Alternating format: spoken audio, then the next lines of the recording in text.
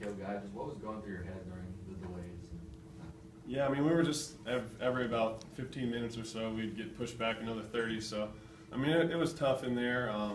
We were all wet, we were cold, but we can only handle what we can handle. Obviously, we wanted to play, but it was the right decision not to go out there. Somebody would have gotten hurt. For you, especially having played in almost a year now, it was a little more disappointing not being able to get out there and get back to it. I mean, I don't know if it's more disappointing. I think all the guys wanted to get out there. But you know, it's not worth risking the season for one game when the conditions are like that. So we'll just have to wait one more week and be ready for Eastern Michigan.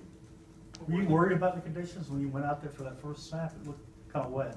It was it was real wet, that's for sure. Everybody's feet were soaked and stuff like that. But I wasn't worried about it. You know, you can't really think about that when you're about to play.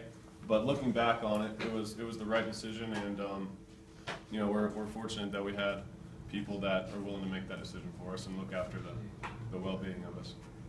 You know, Jeff, how does this impact the timetable going forward? I mean, SEC now, you have only one game to prepare before you get to the SEC, and you know, and your first round game is a little closer than it would have been. Yeah, I mean, some teams play SEC games in their opener. Coming out of camp, we felt like we were ready to play. Whoever that may have been, obviously we were prepared for Idaho, but whoever our opponent would have been, we would have had the same game preparations for them. They say you make your best improvements from game 1 to game 2, so we'll still have one game before we get into our SEC schedule. But you know, no matter how your schedule lines up, you got to be ready to go, and there's no excuses. Jeff, how do you see this offensive line coming together this season? I mean, over camp and over the summer and through spring practices, I think that they've made big steps individually and as a unit. I think they work very well together.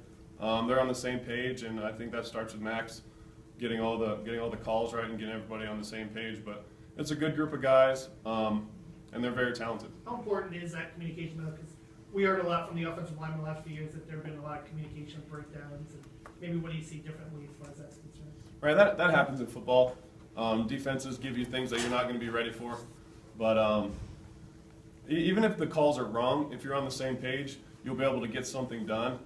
But I mean, I think that they're very smart. They know how certain plays are blocked and how certain plays are supposed to be run. They know the leverages where the ball is being run. So I mean, I just think they work very well together, and they're smart football players as a whole. What does Eastern Michigan like to do defensively? They're odd, 3 down linemen. They have a jack, we call it a buck, kind of like what the position Dante plays, kind of moves around a little bit. Play quarters coverage, and they like to blitz.